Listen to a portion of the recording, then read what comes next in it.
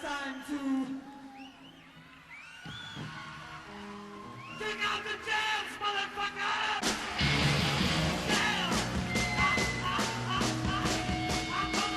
Bom dia, boa tarde, boa noite. Mais um Três Teses aqui, em especial, hoje bem especial, com o nosso amigo Carlos Guimarães. Vou dar uma boa noite rápida aqui primeiro para os nossos companheiros. Boa noite, Vicente, tudo bem?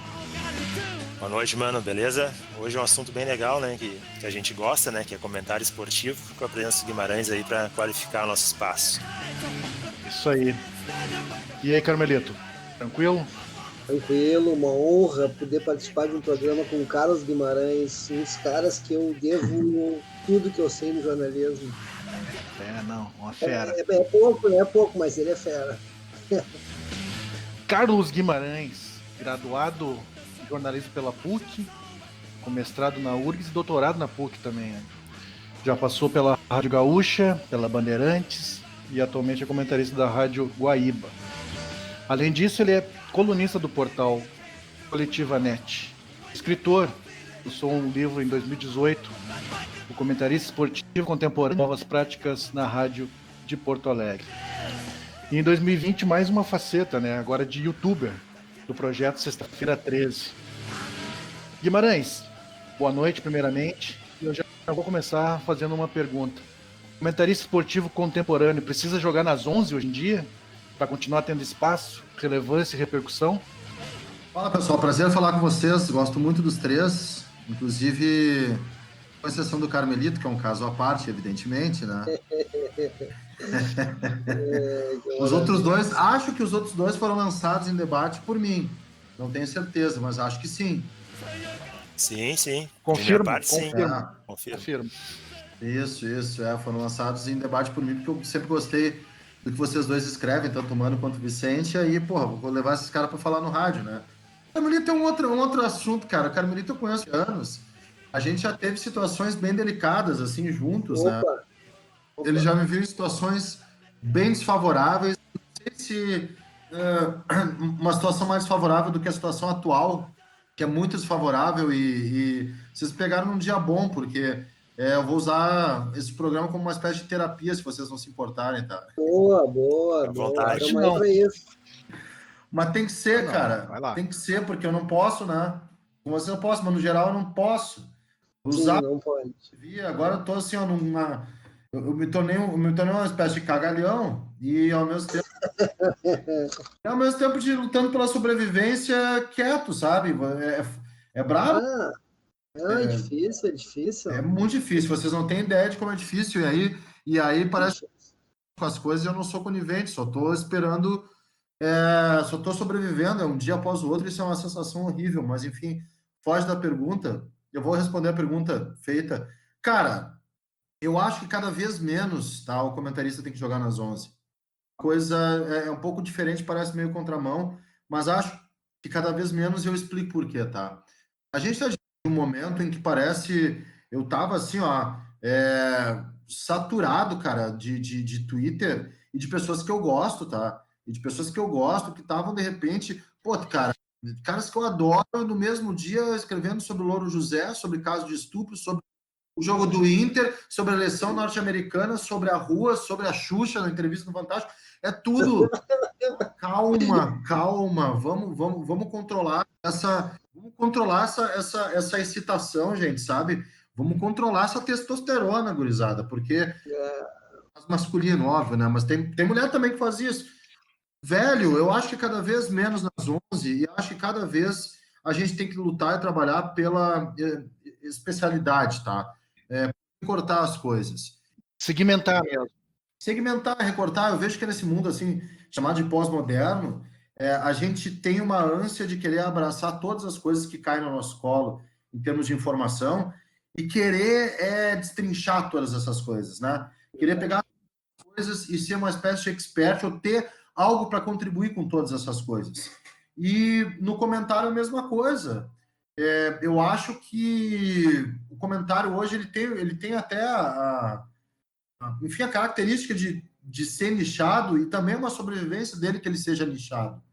Fala um cara que tem um livro sobre, que é uma uma adaptação da minha dissertação sobre comentarista, e hoje eu vejo que tem que ter comentarista que fale sobre a tática, que seja mais o intérprete do jogo, que tenha mais uma questão de um olhar social para o jogo, que tem muito pouco, mas não deixa de ser um comentarista, né? Que tenha uma coisa da questão mais prática. Eu sou, por exemplo, defensor do ex-jogador comentando, isso é polêmico, mas eu sou, que ele vai ali na coisa prática, ele vai entender o pontual de ter lá participado e ter uma leitura que talvez os outros não tenham. Então, acho que não é 11, não. Eu acho que a gente tem que começar a entender as nossas especialidades, as nossas especializações, as nossas características para poder, aí sim, ter o nosso caminho e ter a nossa própria, né, marca, particularidade, enfim. Assinatura, né? E ter uma característica, né? Eu me perdi, sabe que eu me perdi um pouco nesse trem do comentário, eu julgo assim.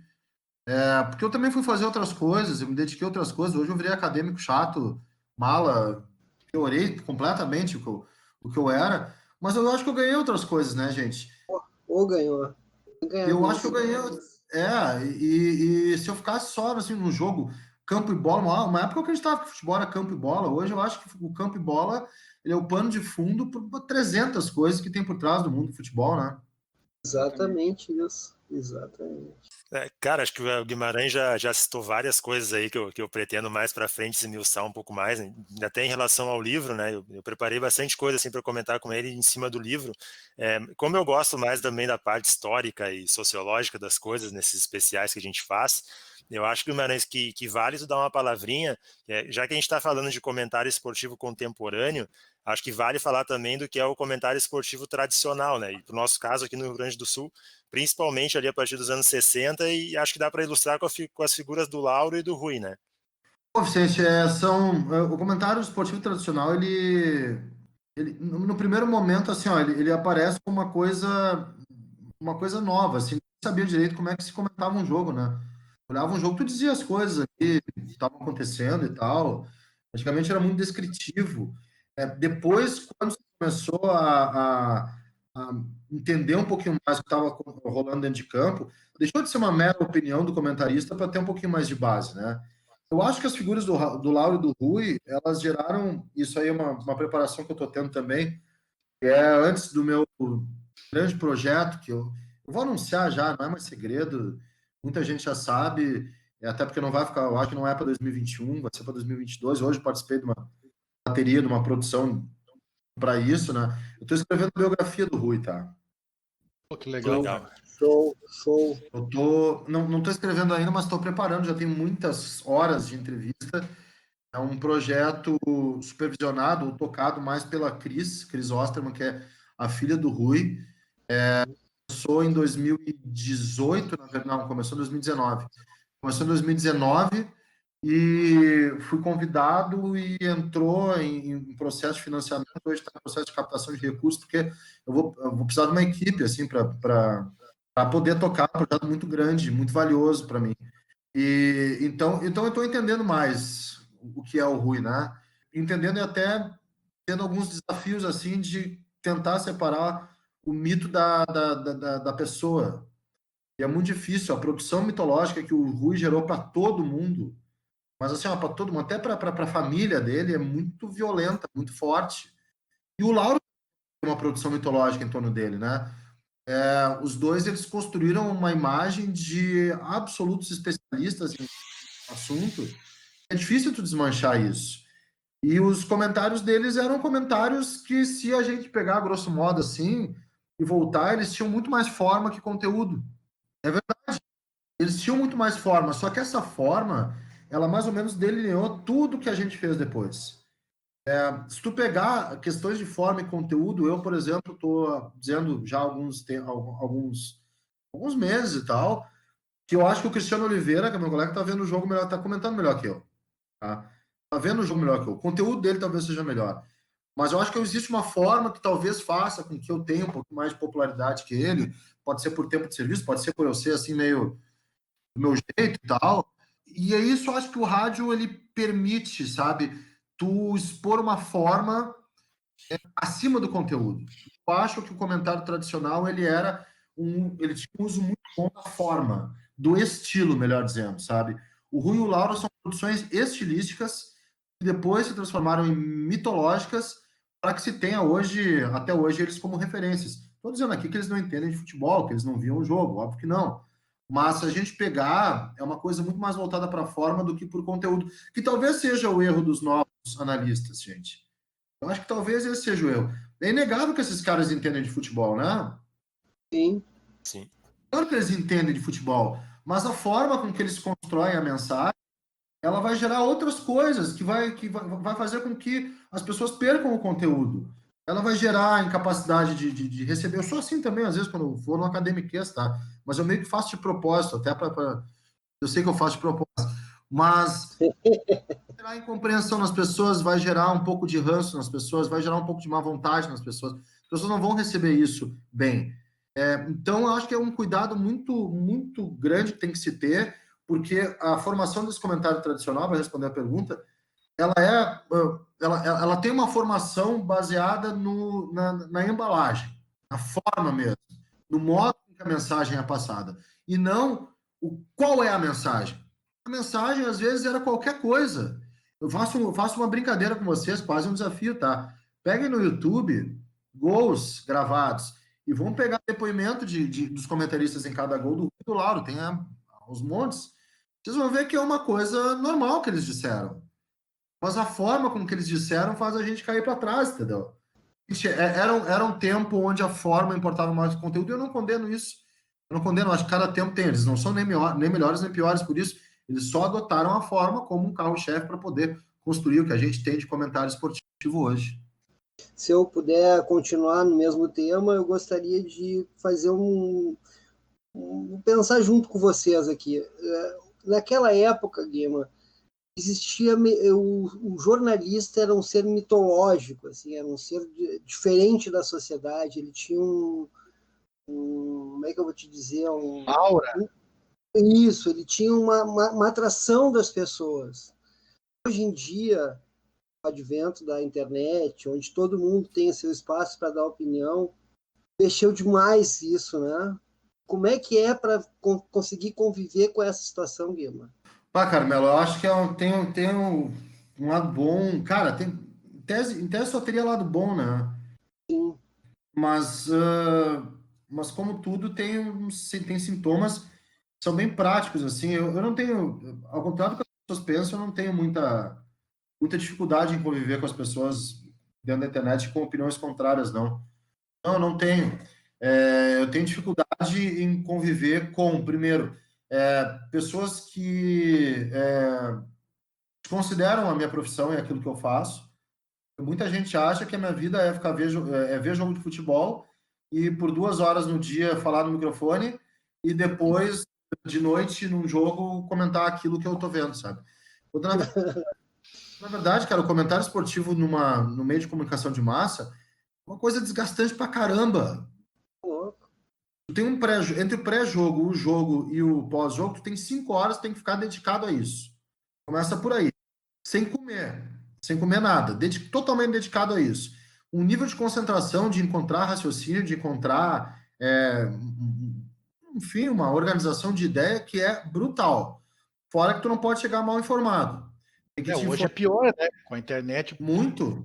Tu falou qualquer coisa, esqueceu alguma coisa, o cara já vem, o cara tá errado, tá mal informado. É complicado mesmo.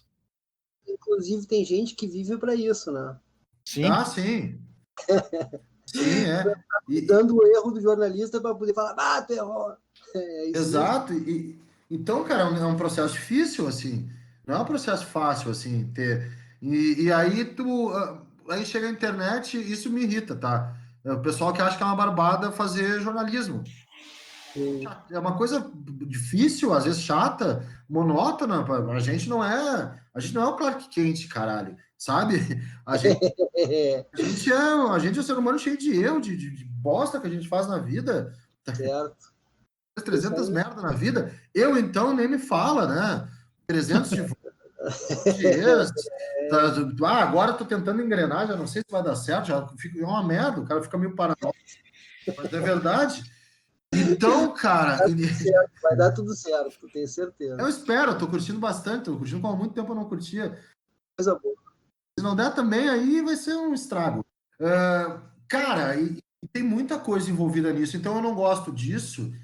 E é óbvio que no ambiente de rede social a gente tem aí, não é eu, né? Vocês, eu sei que vocês sentem isso também, o efeito colateral de a gente estar sujeito a conta fake, a milícia virtual, a perseguição, a comportamentos absolutamente incompatíveis com uma sociedade civilizada, a gente burra, a gente que é Não manipulada. aconteceu nada.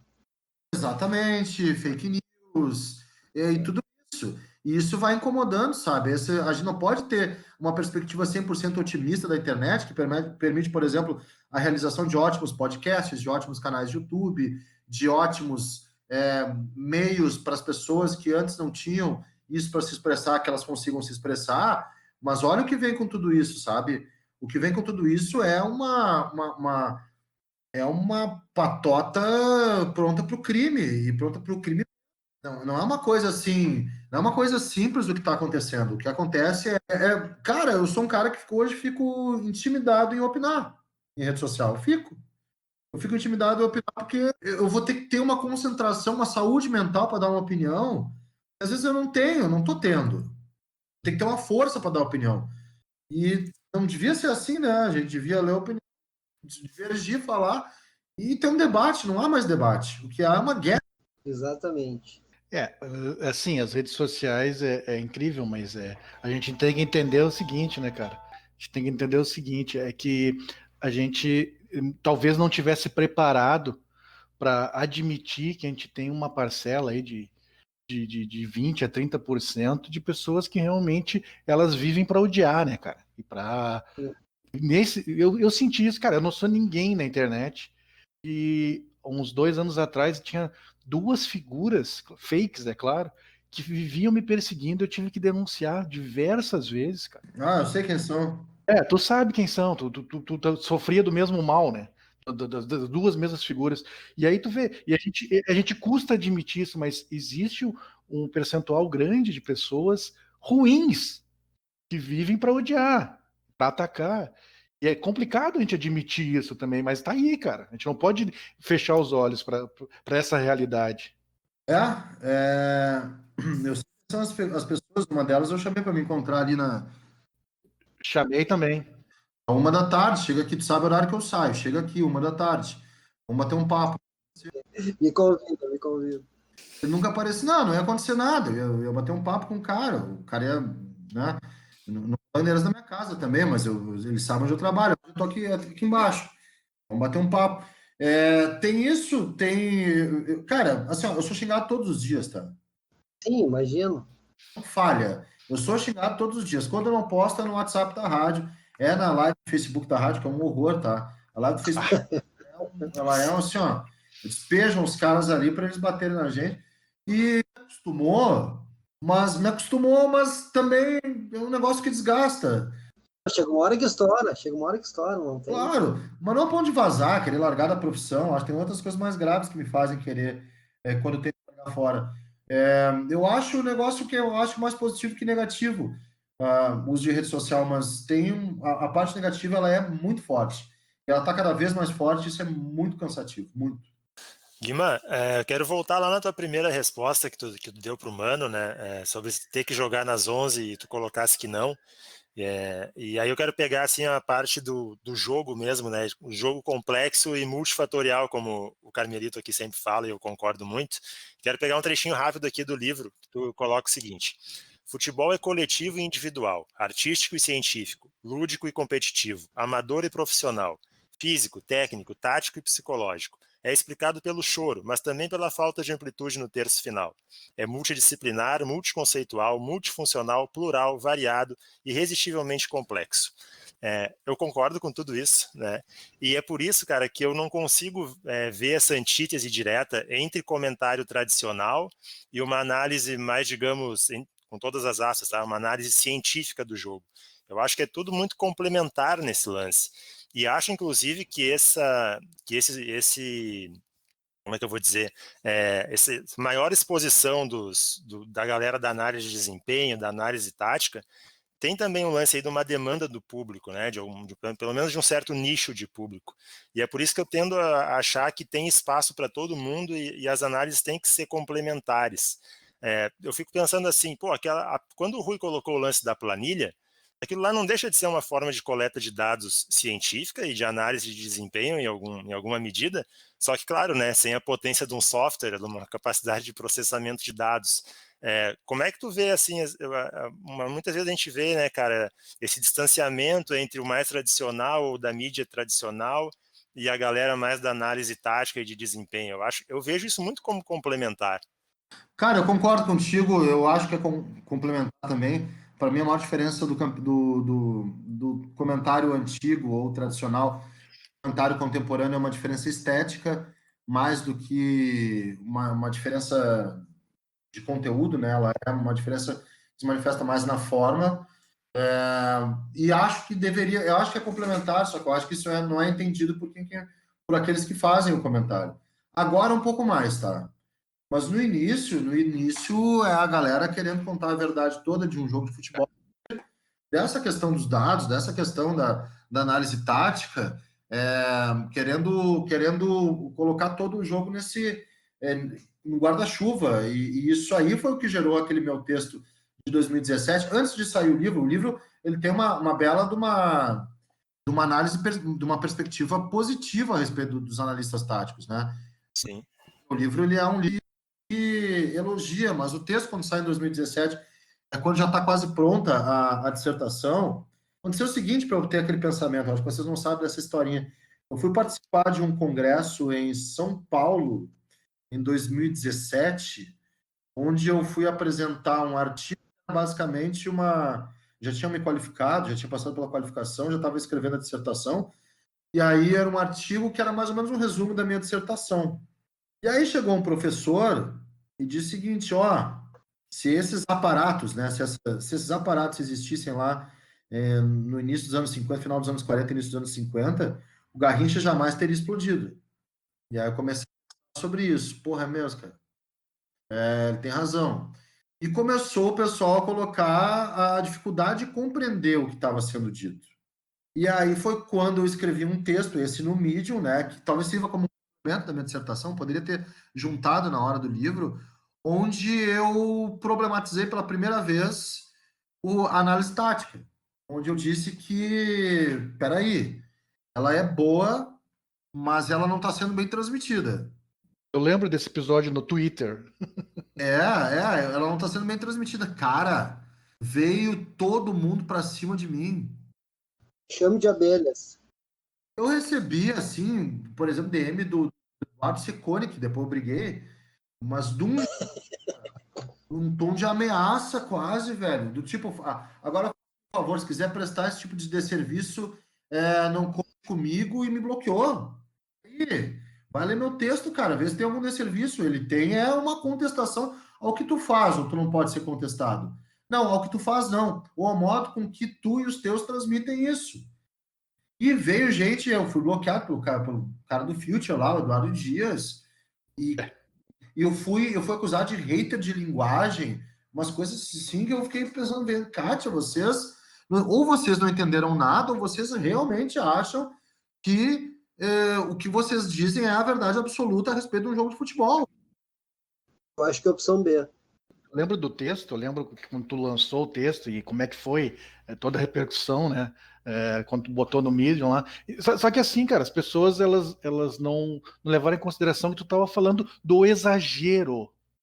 Do exagero, da lance do. Que se tornou um lance até pedante, cara. O cara tava fazendo o conteúdo para uma turma, só para a turma dele, e tipo, eu não quero tu aqui.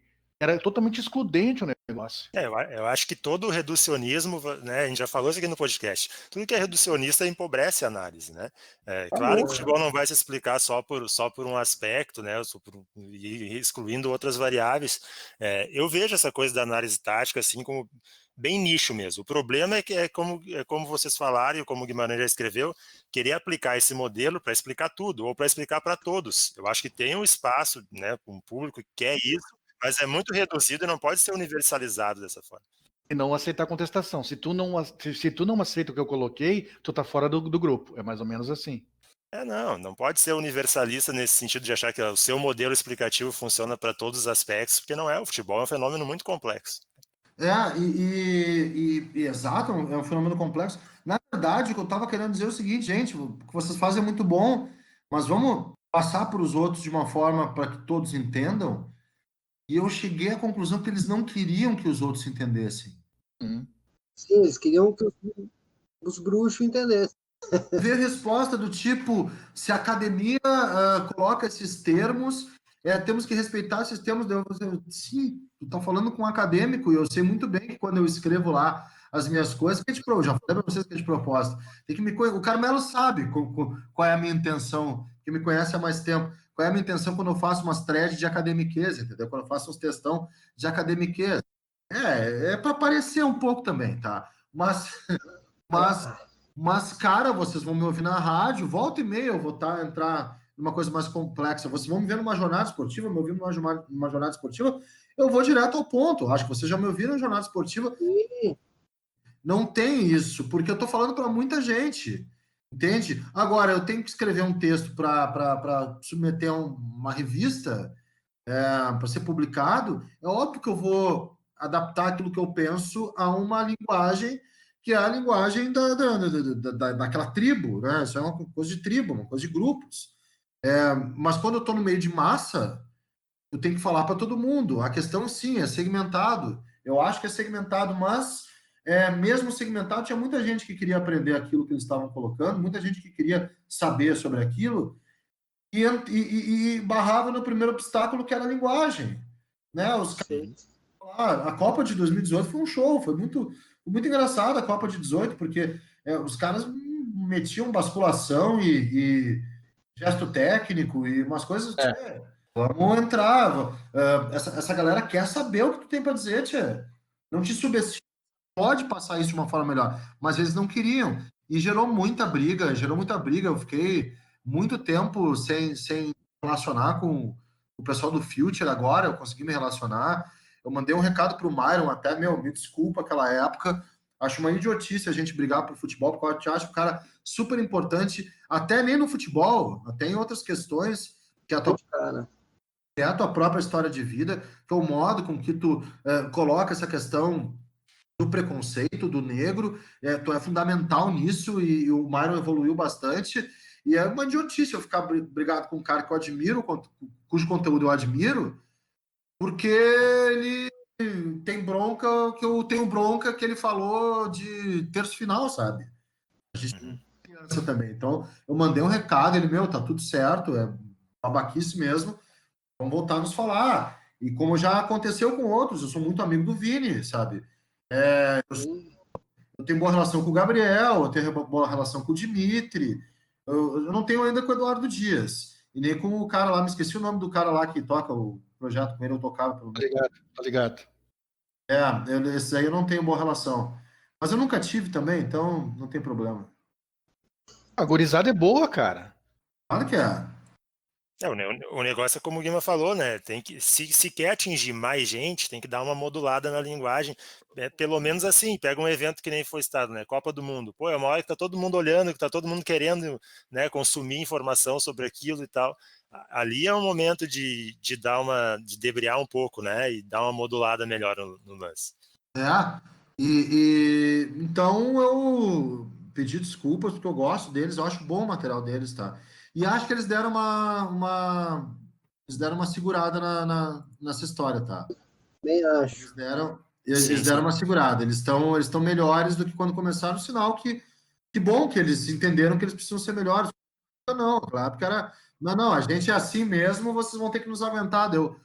Tá bom. Eles deram uma segurada. Eles estão com conteúdo que sempre foi bom, mas é um conteúdo bom e agora eles estão mais acessíveis, sabe?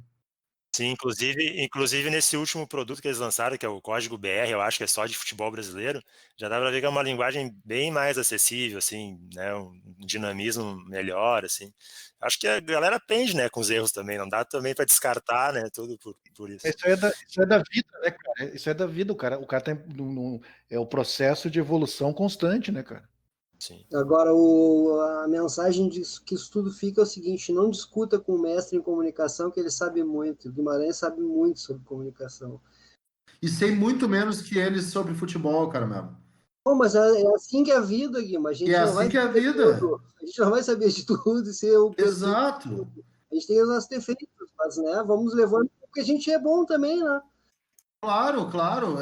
E é uma coisa que eles não aprenderam. Por isso o Twitter ele é engraçado, porque parece que a gente basta dar uma passada na TL que a gente sabe tudo sobre É tudo, né? verdade. Mas esses loucos leram um monte de livro sobre futebol e conversaram com um monte de gente do meio do futebol. Eu, para poder chegar a determinadas coisas que eu fiz na vida acadêmica, eu também li um monte de coisa. Isso é muito engraçado.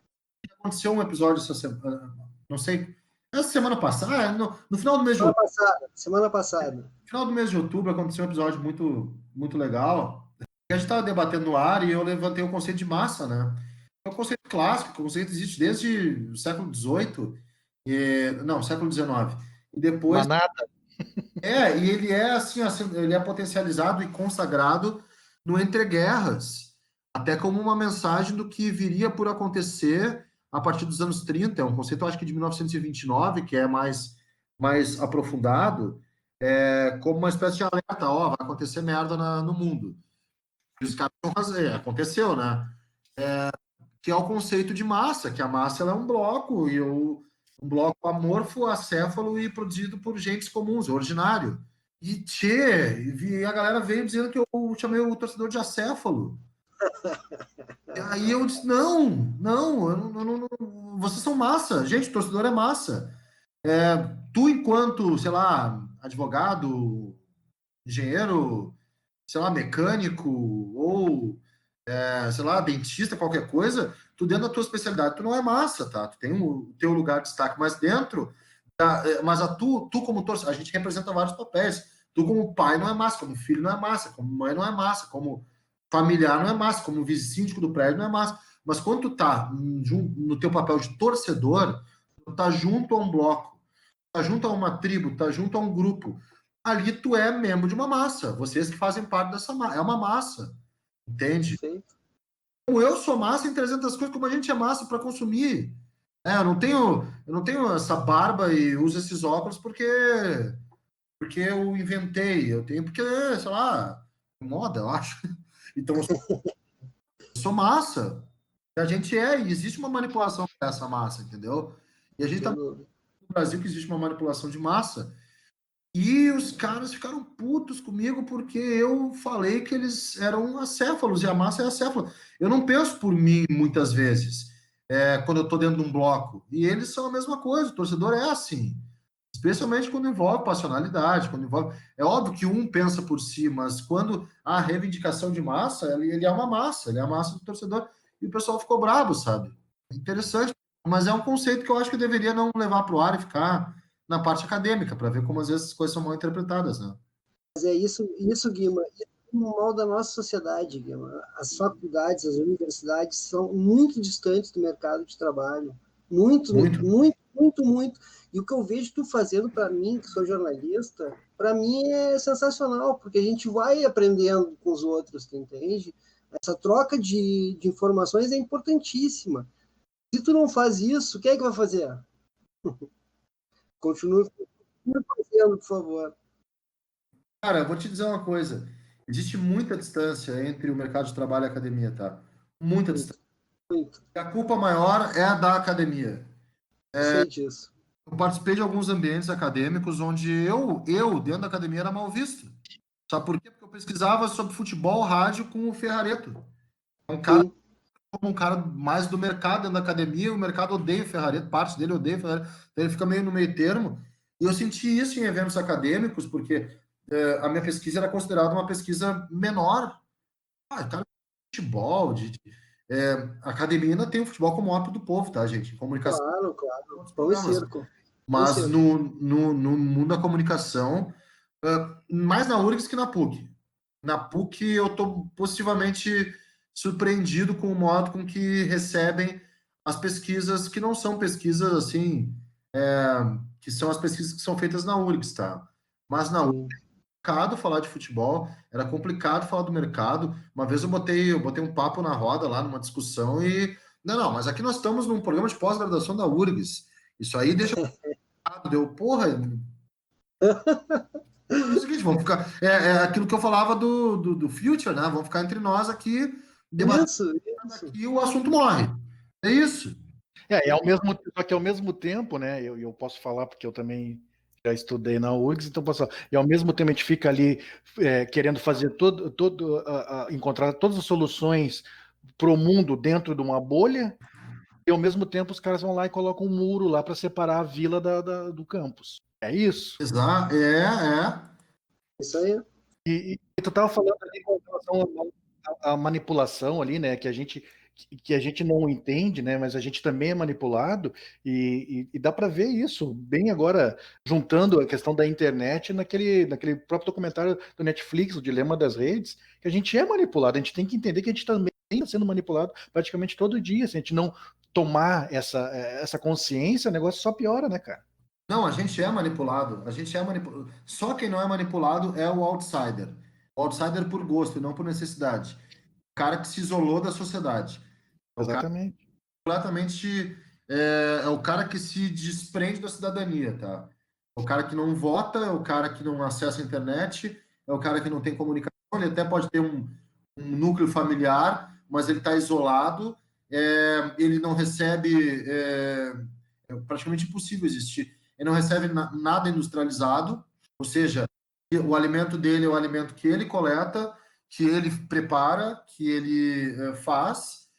É um cara completamente desconectado. Talvez ainda existam tribos assim.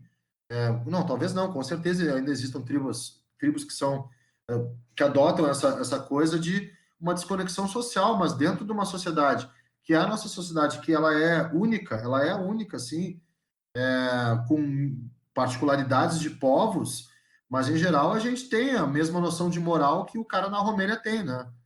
A gente tem a mesma noção de tratamento com as pessoas que um cara na Finlândia tem, por mais que os povos sejam mais ou menos educados.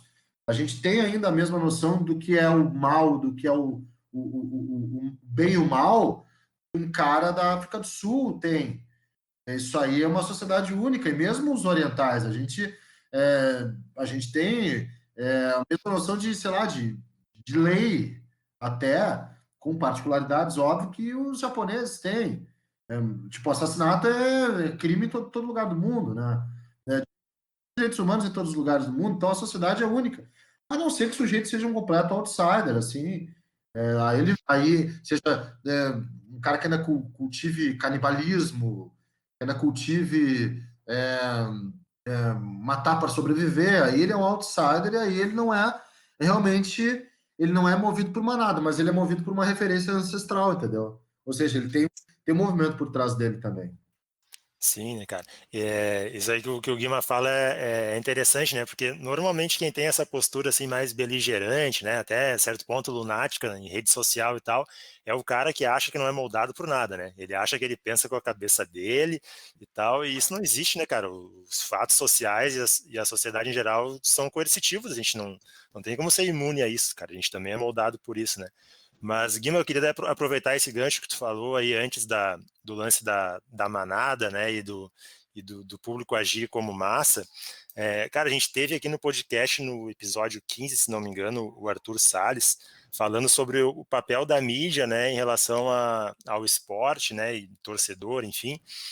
E, cara, a gente, assim, a mídia tradicional, ela está inserida numa lógica capitalista e de mercado, enfim, né, dentro dessa indústria cultural e tal.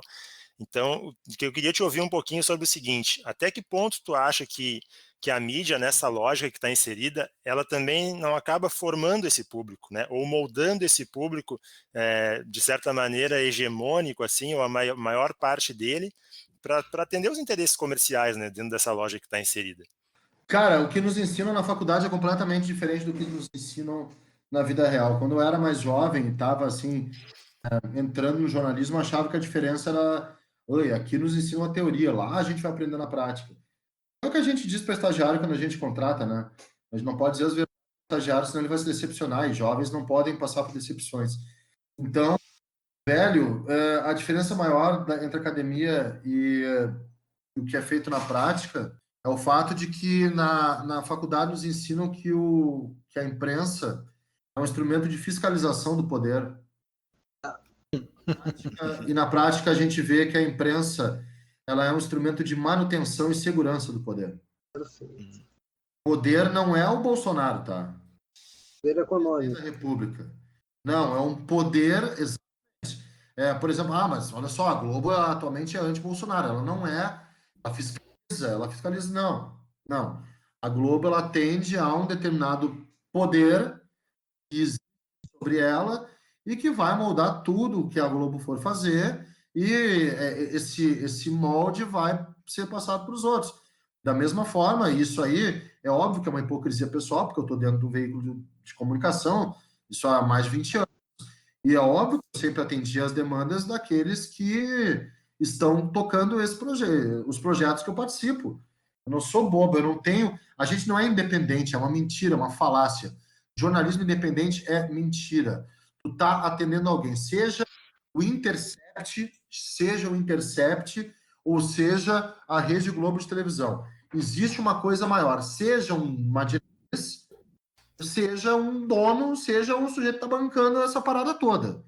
Todos têm, mesmo quando é financiamento coletivo, eles têm uma diretriz para tocar isso. Ninguém consegue atirar para todos os lados. Tem que escolher para atirar. Não existe imparcialidade, né? Vamos combinar. Não existe. Tem que escolher onde vai atirar e tem que escolher qual trincheira vai se defender. E a trincheira que vai se defender não é a trincheira do jornalismo clássico, fiscalizador, que é um fiscal do poder, que é um defensor da democracia, um defensor da cidadania, que tem como objetivo dar voz aos fracos. Que voz aos fracos? O jornalismo real não dá voz aos fracos. Não dá. O jornalismo real dá voz aos fatos que são muitas vezes condicionados pelo poder. O poder é que define o valor notícia. Não é a fragilidade, não é a necessidade. É o poder, é a cultura, é a famosa história. Se agora acontecer um atentado que vai derrubar a Torre Eiffel e, ao mesmo tempo, acontecer um atentado que vai matar 120 no Sudão, a Torre Eiffel vai ser mais notícia do que o Sudão, porque existe um poder instituído cultural mundial estabelece como valor notícia a Torre Eiffel e não os 120 do Sudão, entendeu? Vamos noticiar, tem que noticiar, lamentar e não sei o quê.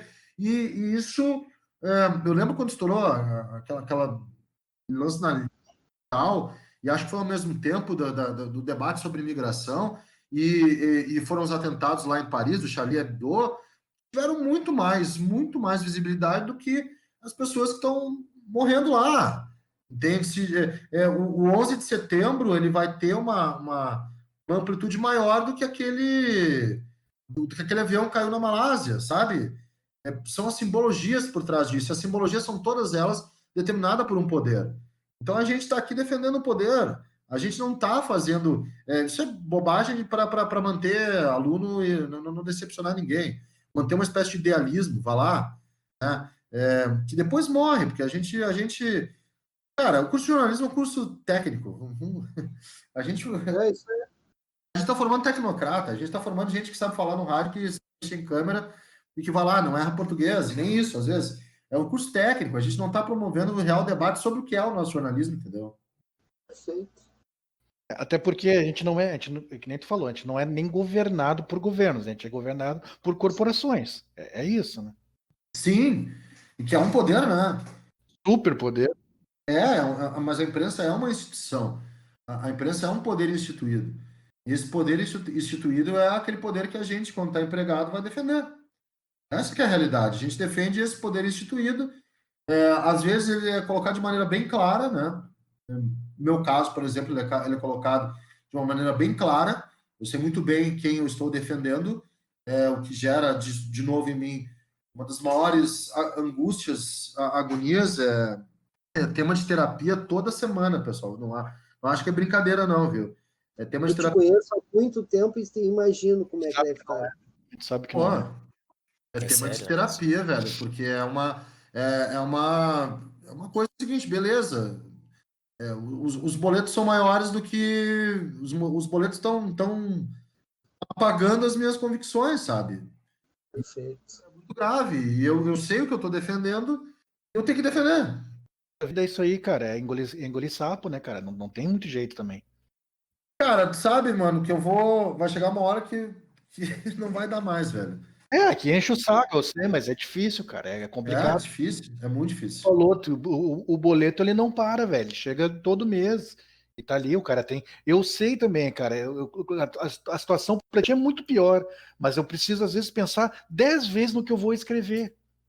E é ridículo isso, entendeu? Porque eu deveria ter o direito de escrever o que eu quero sem me preocupar com o que eu estou escrevendo. Não ser responsável pelo que eu estou escrevendo, mas sem me preocupar com outras coisas. E infelizmente hoje a gente não pode fazer isso, cara. Não, a gente não pode fazer isso. Eu acho que talvez eu possa menos ainda, né? Eu sei que eu tenho, por aquilo que eu penso, eu sei muito bem qual é o meu papel hoje. É, eu sou um cara que hoje eu tô muito salvo pela bola, né? Eu brinco, salvo pelo gol, salvo pela bola, né? Uhum. E sei que sei que é difícil porque eu não tô mais escrevendo para não ter que escrever, entendeu? Mentir eu não vou. Mentir eu não vou. Então vou, assim, covardemente me omitir, me calar para não ter problema. O problema é que o Carmelito me conhece mais ainda. Eu não sou do silêncio, do barulho, entendeu? Exatamente. Uma hora, quando botar isso pra fora, eu sou do barulho, cara. Eu gosto de barulho, eu não gosto de silêncio, entendeu? E tá E certo? para nós que gostamos muito do teu trabalho com esporte, do Guimarães comentarista, do Guimarães jornalista, para nós vai ser muito difícil, Guilherme, porque a gente precisa que tu aguente. E é triste isso, né, cara? É triste porque pô, é uma violência que o cara faz contra si mesmo. Eu sei porque você me conhece, sabe que eu vivo situações parecidas também, né? Eu sei que tu vive situação parecida e eu sei que... Não é à toa que hoje eu tô com um perfilzinho ali com 100, 300 pintas ali, né? Podia ter muito mais, mas não quero só aquilo ali para não me incomodar mesmo. Não, eu acho que tu tá certo, só que eu acho, cara, que já... Às vezes eu penso se eu realmente sou, assim, essa pessoa necessária dentro da imprensa. Claro que tu é, mano, nem pensa pra desse, cara. Não, sabe por quê? Porque eu acho que hoje o modo com que eu vejo a imprensa esportiva... Primeiro que eu vejo muita gente igual, né? Mas eu vou te dizer uma coisa, eu cresci em Porto Alegre, tá? Escutando os famosos comentaristas de futebol. Uma coisa que sempre me irritou demais no comentário esportivo era que eles, tipo assim, ó, acontecia o jogo, eles pegavam um fato do jogo e batiam aquele fato até ninguém aguentar mais. Hoje em dia, não. Hoje em dia, eu vejo Carlos Guimarães buscando vários fatos no mesmo jogo para dizer por que o time não venceu o. Vários elementos, né? Exatamente, vai somando as coisas para dizer, é por isso. Isso é uma coisa que eu vejo em ti, Guima, não vejo em outros, mas em ti eu vejo. E isso é uma evolução muito grande para o nosso jornalismo esportivo. Desculpe o discurso, mas é que eu preciso de falar isso. Mas eu acho que pro jeito que anda a coisa, velho, eu não sei se isso é. Eu vejo o jornalismo esportivo tradicional, assim, hoje muito mais voltado para um anseio de ir para um lado vencedor, para um lado mais de galhofa, para um lado mais de. Da polêmica, né? Da polêmica, entre aspas, né? Da declaração, da polêmica, sabe? As pessoas querem muito mais que eu fale o que o Renato falou do que eu fale como é que o Grêmio jogou. Sim, Não interessa, mas o que o Renato falou, tu viu o que o Renato falou de tal coisa? Tu viu o que o Cudê falou e o Rodrigo Caetano? O interesse é muito maior que eu fale a respeito do que os outros falam do que eu tentar interpretar do meu jeito o jogo de acordo com o que eu vi. E eu não sei fazer isso bem. E eu não, aí que tá, eu acho que depois de vários episódios, assim, de muitos colegas, e cada um na sua também, mas eu não consigo fazer, de muitos colegas que passaram a adotar esse lado mais, não sei se folclórico, mas esse lado mais histérico do futebol, eu vejo que talvez o meu estilo não caiba. desculpe discordar de ti, tá? Desculpe discordar de ti. Se a gente for ver, vários desses aí que a gente sabe quem é que está falando aqui, sempre foram assim, trabalhando na Gaúcha ou na Bandeirantes, ou seja lá onde for, sempre foram desse tipo de jornalismo. Eu não tô falando do Baldasso, Carmelo. Também não estava falando da forma, entende, de fazer. Sempre foram do jornalismo de chamar atenção, não da informação. Mas, Carmelito, será que, acho que o Guima também pode falar sobre isso, será que isso aí não está mais exacerbado pela forma de monetização disso, entendeu? Do Sim, engajamento, do clique, muito. né? Claro, por mais que Sim, sempre teve a sim. galhofa, sempre teve esse histerismo, mas agora isso é monetizado, e como o Guima falou, é isso que engaja, é isso que dá repercussão, entendeu? Isso. Então aí o que a gente tem? O Guima até coloca no livro, né? Tirando a Grenal, que puxa a média para cima, mas de segunda a sexta a gente tem algo próximo de 30% da programação de uma rádio tradicional ocupada com esporte. No final de semana sobe para 50%. Então o que rola é isso, cara, é uma alta exposição com pouca profundidade, porque é muito tempo se falando sobre aquilo, né? E às vezes muita gente no mesmo espaço. Se pegar para a TV, então, as tardes esportivas na TV, olha o que é. Total razão. Eu acho que é a sedução pela grana, né? Isso. Tem uma sedução pelo número de views, assim, a gente é muito vaidoso. O jornalista é muito vaidoso, ele quer, assim, ser visualizado, ele quer ser meio famoso, a gente tem um complexo de celebridade ridículo, assim, Isso. que a gente acha que a gente tem que ser famoso. Eu meio que cago para isso, entendeu? Porque... Isso é herdado das gerações passadas, né? Porque eu peguei repórteres, principalmente, que eram desse estilo, tu entende? Eles se achavam o supra-sumo do jornalismo, tu entende? Exato, e a gente tem esse complexo de celebridade. Cara, eu tinha isso uma época, assim, de gostar de um cara me reconhecer, de ver um cara falar. Hoje eu não tenho mais isso, não. Eu não tenho essa pretensão mais, porque eu vejo hoje que o consumo é muito baseado naquilo que o torcedor se enxerga, né? Então, o torcedor está vendo cada vez mais esses sites de torcedor de corneta, de bate-boca, porque ele é o cara que lá tá no boteco, ele quer se enxergar parte do troço. Ele quer enxergar a gente como um parceiro de trago. Vários já me convidaram, vamos tomar um trago, deve ser um cara legal para tomar um trago. Cara, primeiro que eu não tô bebendo, viu?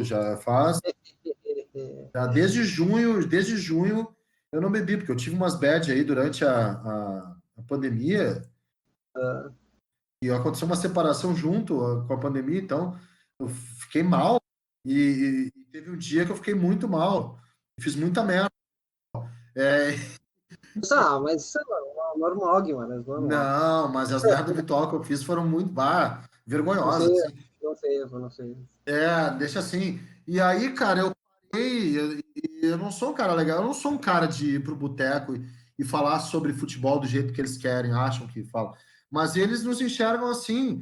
Então primeiro a gente tem que aceitar isso. Só que eu acho que isso vai conduzir para um rumo que é o rumo esse aí, cara, do folclore, da torcida, da irresponsabilidade. Já tá assim, basta ouvir aí os programas que já tá bem assim, né? Deixa eu entrar então nessa seara aí, até porque o que acontece, cara?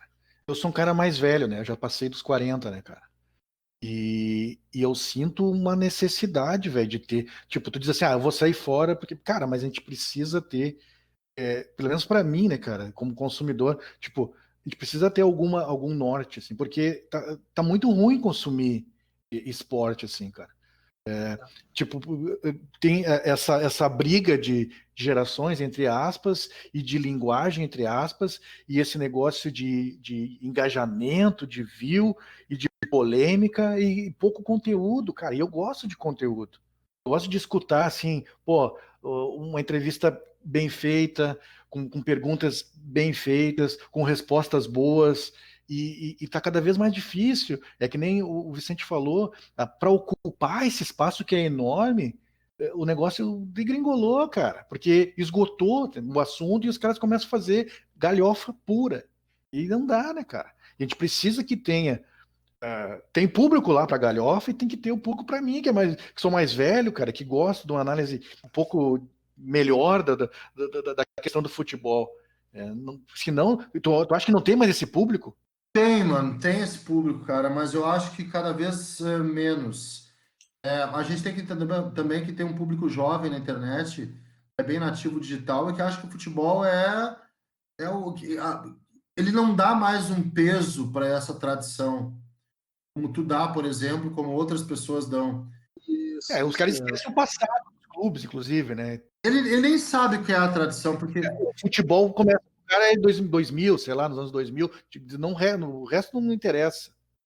ele nem enxerga a tradição. Ele já nasceu num ambiente onde o influencer tem mais voz do que os métodos tradicionais. Então eles vão seguir o influencer. Eles vão achar que o influencer é o cara que vai prestar as contas do time dele. E que bom, o influencer quer ver um negócio, quer ver um caso. O Duda Garbi é um cara super criticado, tá? Sabe qual é o maior torcedor do Grêmio faz a Duda Garbi? Esse cara não nos representa. Imagina se não representa o torcedor gremista. Agora imagina se eu resolvo dizer meu time, esses caras vão achar que eu vou estar representando eles. Eu não quero representar ninguém. Eu mal me represento, eu me represento super. Eu não sei me representar. Como é que eu vou representar os outros? Mas é uma responsabilidade que eu não estou nem preparado para ter. Sim. Eu não quero representar ninguém. Eu não represento a Rádio Guaíba, eu não represento o Sexta-feira 13 lá, eu não represento os espaços que eu tô. Eu represento aquilo que eu penso dentro da minha responsabilidade, dentro de um negócio que eu sou pago para fazer. Perfeito. De parte que eu sou pago para fazer, porque boa parte, os 60% do que eu sou pago para fazer, tá? Não aparece, que é a questão de coordenação, de logística, enfim.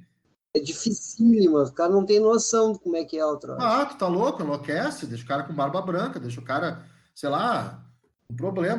Mandar uma equipe é muito difícil, cara, é muito difícil. Com divórcio nas costas, deixa com um monte de coisa.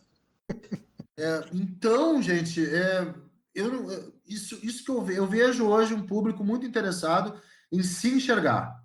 Perfeito. Que é ele ali falando as coisas. E não é só para o futebol, é com relação à ideologia também. Sim. A pessoa quer se enxergar ali no outro e não vou. Por exemplo, eu sou um cara, eu já debati várias vezes com o Vicente, tá? A gente já divergiu em algumas coisas, especialmente relativas ao campo da esquerda. Com o Carmelo também. Claro, óbvio. É do jogo. Algumas Óbvio. broncas com relação à divergência no campo da esquerda, e eu me considero um cara do campo da esquerda, assim. Eu tenho muitas críticas também à esquerda, é do jogo, né, cara? Eu considero um cara meio até saudosista, porque eu vejo que a prática da esquerda brasileira, que foi muito boa, ela vem hoje assim, e não é nem pela desunião, ela vem se reconfigurando de uma forma assim um pouco. Não me anima muito, mas é do jogo, eu acho que eu gostaria muito que mas é uma utopia, enfim, mas que massa pensante, sabe? Um setor pensante, como eu já vi em sindicatos, como eu já vi em setores de trabalhadores, como eu já vi em setores até de intelectuais, e hoje eu vejo uma coisa um pouco assim diferente, e já discuti com isso com o Vicente e tal, e faz parte, é do jogo, só que eu não sou um representante de ninguém, sabe? Eu tenho as minhas opiniões, o Vicente tem as dele, a gente não é representante da esquerda, entendeu? Isso. Longe disso, né? Longe. A gente não tem nem capacidade de falar por toda a esquerda, a gente não é uma liderança. O que eu costumo falar, se tu quer união, vai para a direita, que lá é sempre união. Eu vejo muito potencial nas nossas diferenças para a gente crescer no nosso. Cara, é óbvio, é Eu óbvio. também acho. A direita é pragmática. Mas lá é unido porque a massa é um bloco acéfalo unido. Lá eles estão unidos por manipulação. Não, Eles aguentam coisas para, entendeu? Para continuar a massa unida. Pragmática. claro, ó, claro, aí chega absurdos como o velho da van conduzir seita na frente de uma loja que tem a estátua da liberdade e uma BR, sabe? É um cenário distópico, é um cenário. Total história. Total.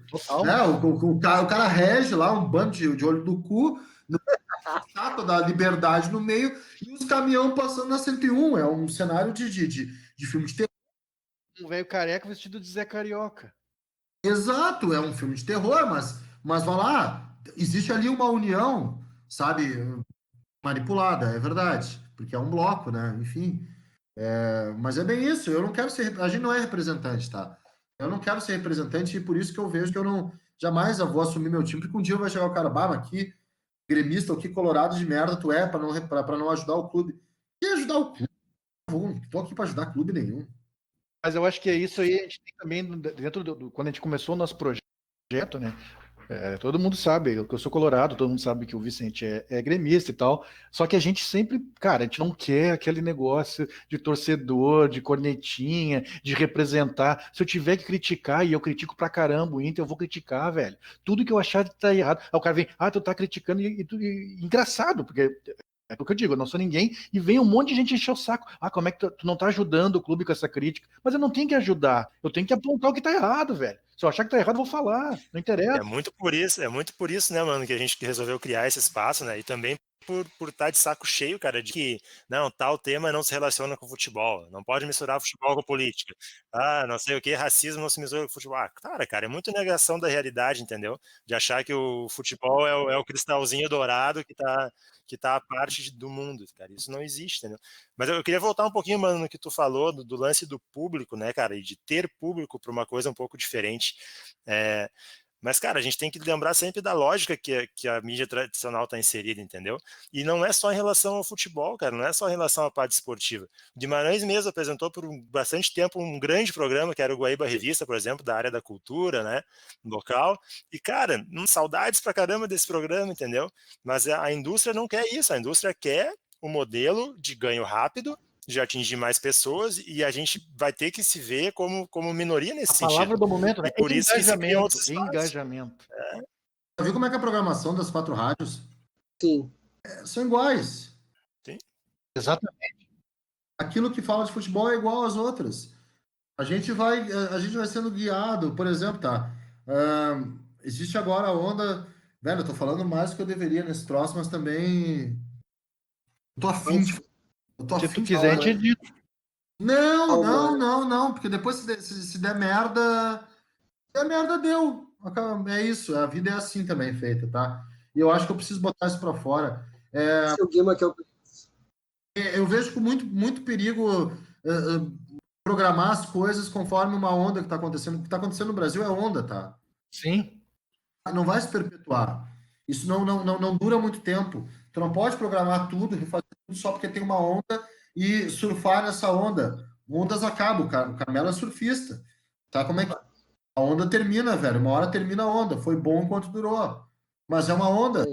E isso não é originalidade. É simplesmente pegar a onda. Como o YouTube é onda, tá? certo.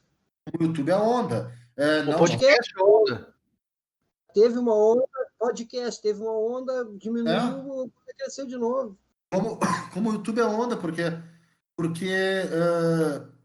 não vai morrer o YouTube, tá? Não se preocupe, não vai morrer. Não vai morrer o formato podcast, eu acho que ele chega para ficar. E não vai morrer o rádio. Só que o modo como que se faz isso é uma característica muito do nosso tempo, né? É o modo, sim, nós vamos aproveitar aquilo que está acontecendo para nos inserir nisso que está acontecendo e vamos ver. Só que uma hora isso deixa de acontecer. É o esgotamento, né? Esgotamento, eu vou escrever um texto ainda, vou ver se eu escrevo hoje ainda sobre o excesso, cara, porque eu tava lendo um cara muito foda, assim, que meio que mexeu com a minha cabeça, que é o Jean Baudrillard. Eu li o terceiro livro dele agora, e ele estourou, assim, meus neurônios, porque ele veio com a hipótese de que o real terminou. Não o real moeda, tá? O real. Realidade. A sociedade, ela não é mais real.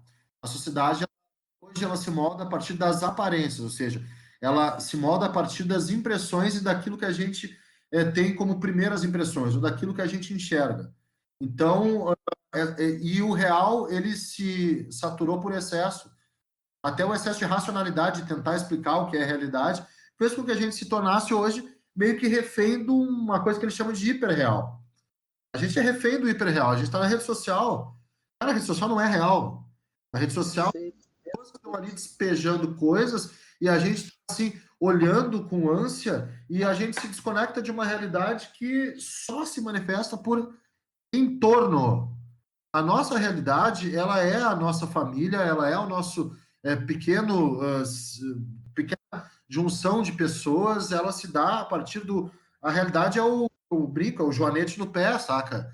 É o dormir de cu destapado. Essa é a nossa realidade. É o sair para a rua, é aquilo que o Belchior falava, o preto, um pobre, um estudante, uma mulher só. Essa é a realidade. Não molda mais nem o nosso comportamento pela realidade, a gente molda o comportamento por uma hiperrealidade, que é o que a gente vê na tela do nosso celular. E aí o Baudrillard falou sobre isso e que as coisas elas morrem por excesso. Não é a escassez que faz terminar. O que termina as coisas é o excesso. Isso que tu falou da onda é muito interessante. Bastaria as pessoas olharem para a história, né, cara? E ver que sempre foi assim. Até essa discussão, né, do hiperreal que tu traz, já tivemos ao longo da filosofia e da história diversos debates sobre real e representação do real, né? As pessoas têm que olhar, cara, tem que olhar para além do imediato e tal, e com distanciamento, né, cara? Assim se enxerga melhor. A gente tá vivendo o episódio do Black Mirror, né, cara? O Black Mirror é o hiperreal. Agora, o excesso é que me preocupa.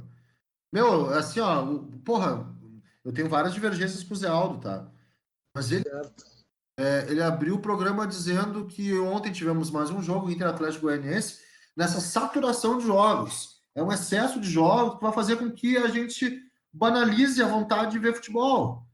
Exatamente. Sexta-feira 13, o cara postou o seguinte: sei que pra ti é ruim, mas pra mim a melhor coisa é ter jogo de segunda a segunda.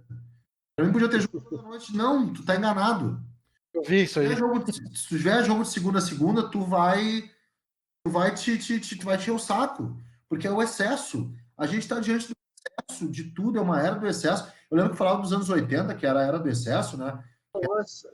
O visual era excessivo, a música era excessiva, nada era minimalista, era tudo, era aquela descompensação dos iupes lá, e era pó para tudo que é lado, era uísque para tudo que é lado, era putaria para tudo que é lado, e era do excesso.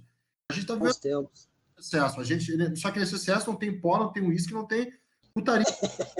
Não tem. O que tem é o excesso de informação. Foi como eu abri o programa de hoje, cara. Foi ver. A gente tá falando sobre o Louro José, sobre o Sean Connery, sobre o Grêmio, sobre o Inter, sobre a eleição dos Estados Unidos, sobre caso de estupro, sobre esse imbecil aí, o Constantino. Esse bosta, É a música do Caetano. Pra que tanta notícia, né, velho?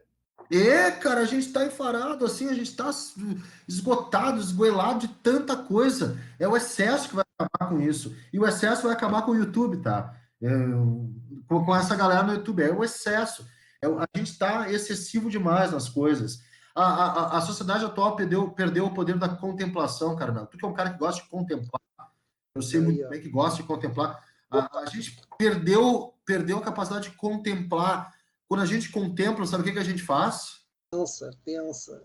Não, a gente compartilha o que a gente está contemplando. Deixa de contemplar para poder contemplar as curtidas que a nossa contemplação é. O que é contemplar? É eu ficar ver o pôr do sol do Guaíba, tá? Ficar sentado no pôr do sol do Guaíba. Eu não tô ali vendo o pôr do sol do Guaíba, eu tô ali para registrar que eu tô vendo o pôr do sol do Guaíba e depois eu vou ver quem viu o meu registro sobre o pôr do sol do Guaíba. É louco isso. Isso aí é louco. E é um lance assim de ultra rapidez em tudo e tudo descartável, né, velho? É tudo muito descartado rápido também. É tudo muito rápido. Hoje é isso aqui que é o. Vamos lá, vamos pegar a parte de tecnologia para a gente poder entender o negócio. Que apareceu um fenômeno um tempo atrás aí que era. Como é que era o nome do aplicativo? Tinha um aplicativo que o pessoal colocava lá, Snapchat, eu acho era o nome. Era isso, né? Snapchat. Isso. E aí, cara, todo mundo usava, e aí, claro, virou um negócio comercial, e aí acabou o Snapchat. Isso aí tem o quê? 1 ano, 2 anos? E aí agora tem TikTok, não sei o quê, e é tudo descartável, velho. Eu vou te dar um exemplo. Eu não uso mais, tá? Eu só uso para compartilhar trabalhos meus, na verdade. É o Facebook.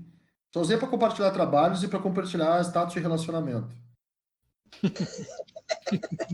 Na verdade também é a famosa. Que era uma indireta também, né? A gente compartilha para deixar bem claro qual é a situação aqui, né? Claro. Aqui e do outro lado também, né? Porque. Para dar recado, né? Para dar o recado, ó. E uso para compartilhar meus trabalhos, sabe? Minhas coisas. É uma coisa mais saturada que o Facebook. Nossa, tá Total, louco, total. O Facebook ele te sufoca.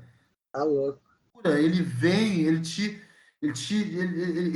mata. E o Twitter tá ficando igual ao Facebook. Ficando igual, Exatamente. igual, Mesma coisa, tá saturado, cara. igual.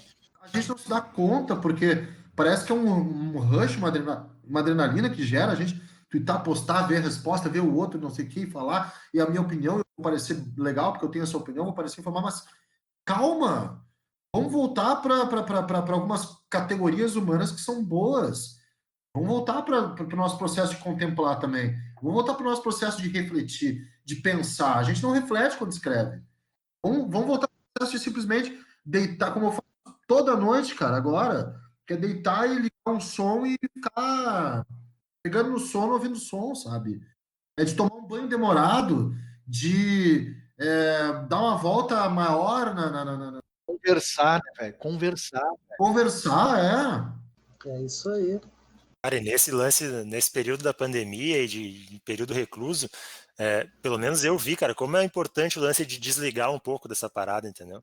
Eu É tava verdade. somatizando tudo, velho, pirando, e aí tu vê, assim, aí desliga um pouco, tudo melhora, sabe? Tu dá aquela desacelerada e, tipo, calma, né, cara? Calma. A gente comentou isso, né? Teve um dia também, velho, eu não tava aguentando mais, velho. Era um festival de notícias ruins e vindo notícias ruins, eu disse assim, não, eu preciso parar, cara. E eu fiquei um dia assim, ó, sem. Muito bom. E também não é só notícia ruim, eu tô assim, é tudo. Atualmente é tudo. São as notícias, é o futebol, Seres humanos, é uma coisa que vai te saturando. Só que é o seguinte, a gente nunca viu tão pouco o ser humano e a gente nunca ficou tão de saco cheio com o ser humano. é verdade, perfeito. A gente encheu o saco do ser humano por causa dessa hiperrealidade, porque a gente não convive com o ser humano e talvez se eu convivesse com as pessoas mais, algumas pessoas que daqui a pouco vão me encher o saco no ambiente virtual, eu vou adorar as pessoas pessoalmente. Né? Sem dúvida nenhuma, sem dúvida nenhuma. A gente tá de saco do ser humano sem conviver com o ser humano. A gente está simplesmente esquecendo os hábitos de lazer para poder ter lazer e compartilhar o lazer. Tudo, né? O registro E de eu não tudo. escapo disso, tá? Eu faço isso também, várias vezes eu faço isso, para que a gente tenha uma espécie de ocupação eterna, assim. Né? É muito louco, é muito louco. A gente tá fugindo da fila, a gente reclamava da fila do banco, a gente tá fugindo da fila do banco para ser mais rápido, para ficar mais tempo nas redes sociais, sabe? Isso aí, É horrível. é horrível. Só eu queria voltar um pouco no futebol aí, com relação. A gente está falando de redes sociais e tal, e de os clubes hoje se posicionando, esse posicionamento. Eu acho que isso aí é para inglês ver, ou tem alguma evolução dentro dos clubes de futebol? Cara, eu acho que eu acho que é necessário, tá? Eu acho que é necessário e que precisa ser uma marca do nosso tempo, tá? Uma forma que existe, eu acho que o que está acontecendo no Brasil é uma reação a um tempo novo bom. Da mesma forma que sempre houve a massa, nunca se debateu tanto sobre racismo, sobre homofobia, sobre machismo, sobre misoginia. É, eu, por exemplo, fiquei muito mal com. Vou confessar aqui, que eu realmente estou falando tudo nesse programa. Eu fiquei muito mal com o que aconteceu com a Mari Ferrer e eu fui questionar algumas pessoas com quem me relacionei a respeito de eventuais atos machistas meus. E misóginos, e eu percebi que em determinado momento da minha vida, ou de relações minhas, eu fui. Eu fui.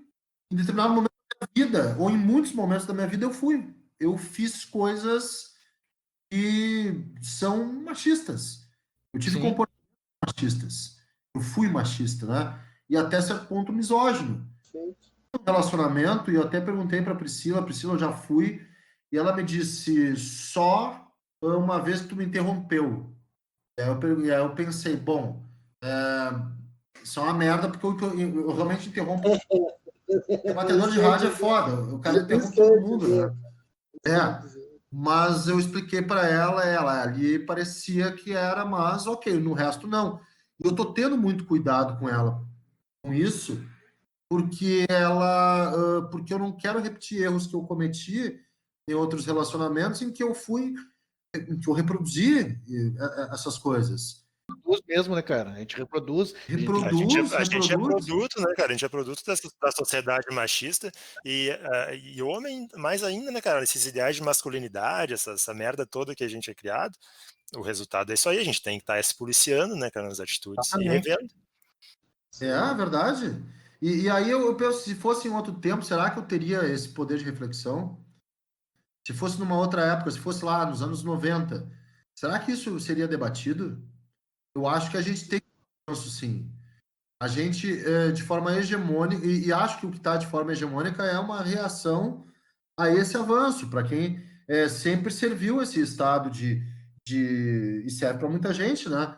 Manter uma sociedade machista, manter uma sociedade elitista, manter uma sociedade que separa as pessoas por classe, manter uma sociedade racista, manter uma sociedade de domínio de poder. E eu acho que foi assim, ó, eu acho que muita gente foi manipulada, tá? Nisso, e eu acho que a reação não é o que hoje é a oposição. Acho que a reação é o que hoje é a situação. Uma reação. Se pegar o Brasil moderno, a gente vai pegar lá 2013, os movimentos lá de 2013, e vai ver que é exatamente isso, sabe? Houve ali uma séria manipulação quando existe uma luta contra tudo isso que está aí. Cara, não se luta contra tudo isso que está aí. Tudo isso que está aí é tudo. Vai lutar contra ti? Não existe. Né? E ali foi uma espécie de estopim para uma reação para uma sociedade que já estava se mudando, eu acho. E acho que hoje a gente tem debates muito importantes que, bem ou mal, vão chegar até essas pessoas. Aí eu acho que parece que eu sou otimista. Não para esses doentes, tá? Mas para a massa mesmo.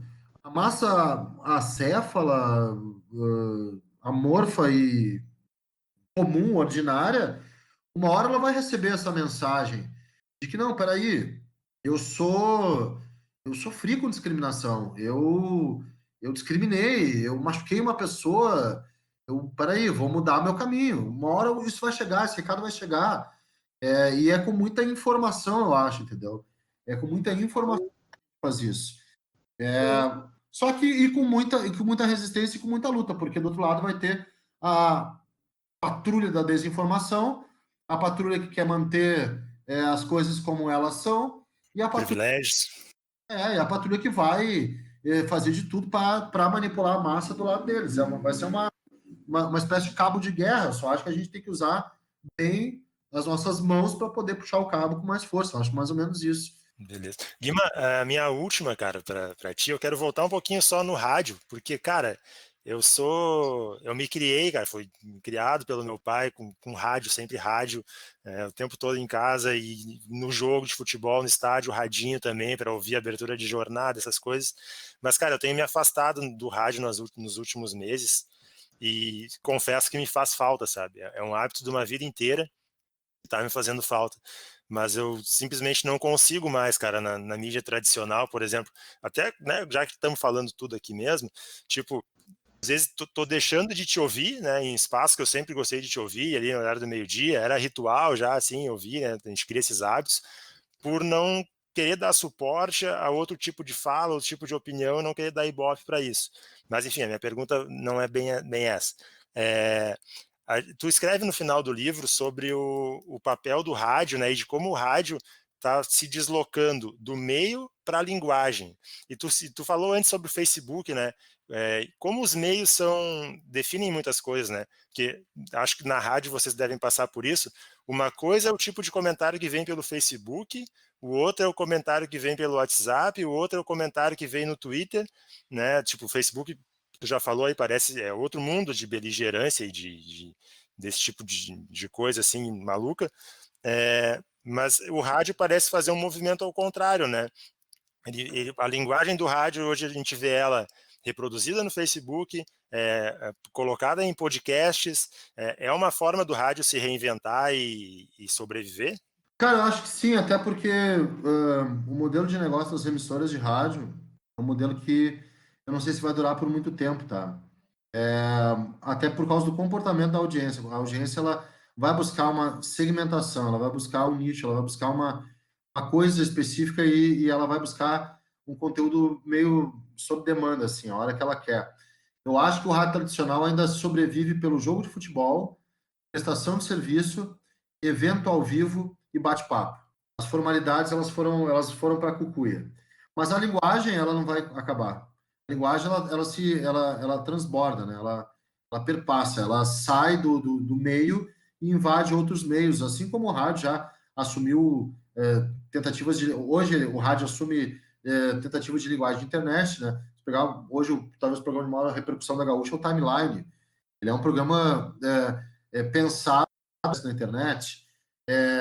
A própria narração ela muda um pouquinho quando tem a televisão transmitindo junto. Então, um meio ele não é criado do nada. O meio ele é feito de pedaços de outros meios, de fragmentos de outros meios que juntam e conformam esse meio. Eu acho que o rádio ele não se reinventa a partir dos outros meios, não. Ele naturalmente espalha os seus tentáculos para os outros meios.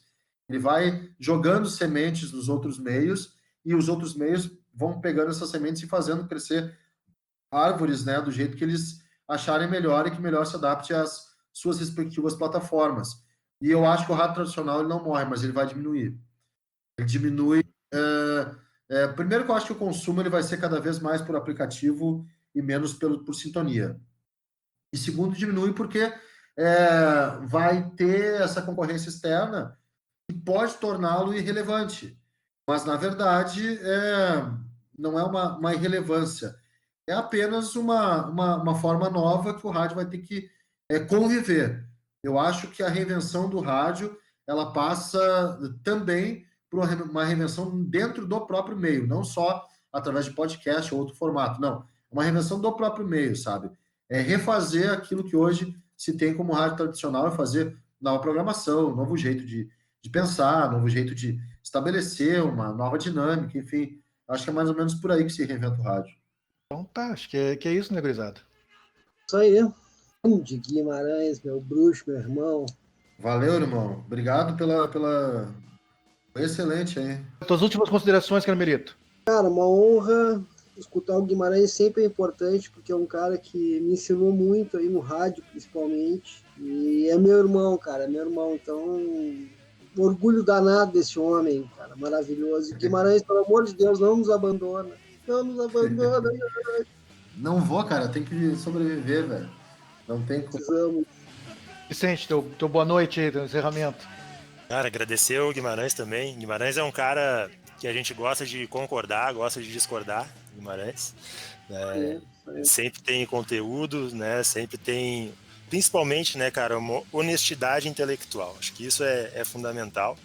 Né? E é isso aí, cara. Sigam o Guimarães no Twitter, acompanhem o rádio, tem o Sexta-feira 13 também. O cara tá multiplataforma e tem que ser assim mesmo hoje em dia. Né? Valeu, Guima. Valeu pela força aí e participar do nosso humilde projeto. Obrigado, pessoal. Eu que agradeço. Foi excelente. Foi um baita papo. Falei um monte de coisa.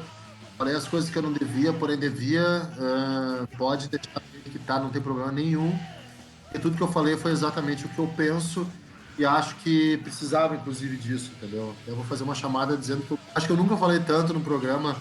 Tantas coisas que estavam entaladas, como eu falei no programa com vocês, porque eu gosto muito de vocês três, sobretudo. Obrigado, gente. Eu queria agradecer pela tua disponibilidade, generosidade de participar do nosso humilde projeto. E, cara, foi muito bom, cara. Foi muito bom mesmo. Mais uma vez, obrigado, cara. Eu sei que tu é um cara super ocupado e conseguiu aí, tipo, dar um tempo bem generoso pra gente poder fazer esse episódio que pra mim foi sensacional. Obrigado mesmo, Guimarães. Obrigado, mano. Eu que agradeço. Obrigado. Quando precisar, à disposição. Valeu. Um abraço, velho. Valeu.